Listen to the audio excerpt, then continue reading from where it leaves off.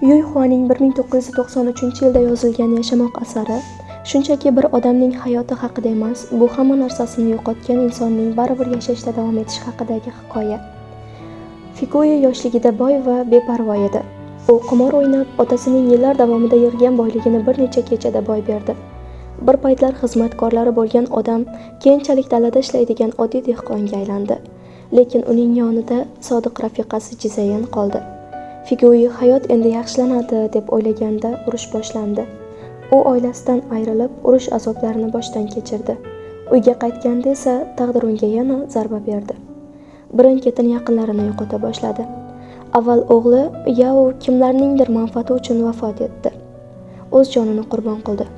Figuyi o'g'lining jasadiga qarab turar ekan, yuragining bir bo'lagi uzilib ketgandek bo'ldi. Oradan vaqt o'tib gapira olmaydigan, ammo mehribon qizi Fengxiya ham olamdan o'tdi. Keyin kuyovi Erxi, undan so'ng esa nevarasi Kugen ham hayotdan ketdi. Har safar Figuyi endi bundan ortiq azob bo'lmasa kerak deb o'ylardi. Ammo taqdir undan yana kimnidir olib qo'yardi. Oxir-oqibat bir vaqtlar katta oilaga ega bo'lgan inson Figuyi yolg'iz qoldi. Yonida na xotini, na farzandi, na nevarasi bor edi. Faqat bir ho'kizigina qoldi. U ho'kiz bilan gaplashib, marhum yaqinlarining ismlarini tilga olar ekan, go'yo ular hali ham yonidadek o'zini his qilardi. Asarning eng og'ir joyi shundaki, Figuyi hech qachon qahramon bo'lishga urinmaydi. U shunchaki yashaydi, yiqiladi, yig'laydi, azob chekadi, lekin ertasi kuni yana uyg'onadi va yashashda davom etadi.